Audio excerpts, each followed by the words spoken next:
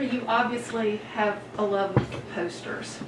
Well, it was a strange thing. I think I told you.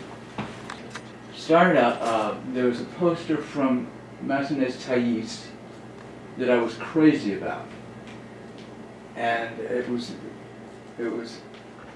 designed to look like a relic of itself, if Yes. it were on a kiosk or I remember something. that poster. It's quite beautiful.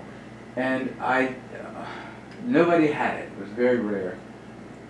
Something else, I went to one dealer and they had the Meistersinger, the one I got going up the stairway. I was crazy about that one. He said, "Oh, you don't want that. That's just going to be nothing but trouble."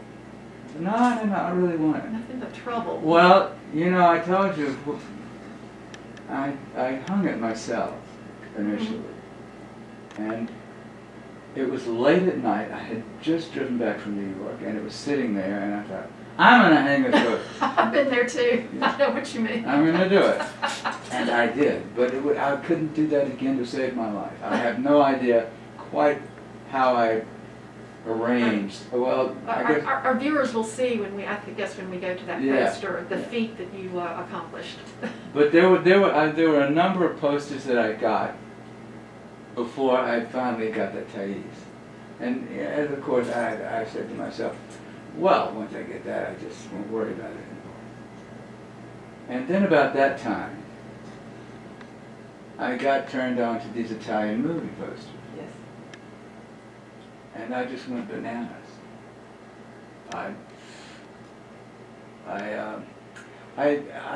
bought, not indiscriminately, but unwisely. I framed everything that I got, which means there's a lot of. They take up a lot of space now. Yeah, they yes. And then I stopped framing them after a while. Yeah. But I didn't stop collecting. I've read up a little bit on the history of posters in Europe, and maybe we'll talk about at some point why that most of all of your posters, I think, are French or Italian, not American movie posters. But I think in Italy, a lot of posters were lost because during the fascist years, a lot of posters were destroyed. And the Italians didn't have, I don't think, quite the reverence for posters, perhaps, that the French did. Right. So, you know, I would think that if you were in the market for certain older Italian posters, you might have a hunt on your hands for sure. Absolutely. They're just much more rare, and there was a publishing house in Italy that started producing posters, I think, back in the 1870s.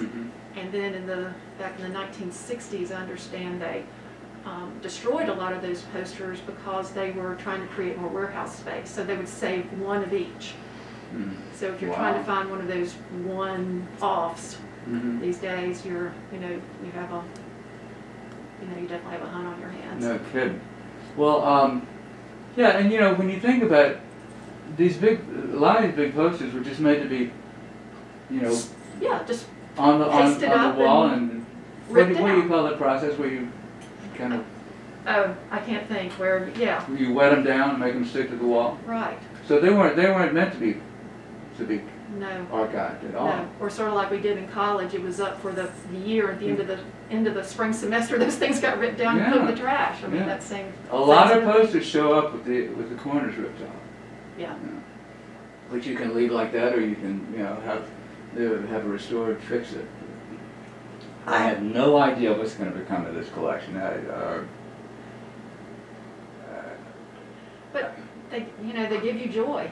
They do. And you're still on the hunt in some way. I sort of am. Yeah. Well, what's wrong with that? Nothing. I guess. Presbyterianism rears its ugly head every now and again. And, I think, oh, this is so selfish, and what are you doing? And, I don't know that it's selfish. You're not harming anyone, and you're giving yourself joy, and these are things that aren't being reproduced. That's a fine way to look at it. Yeah.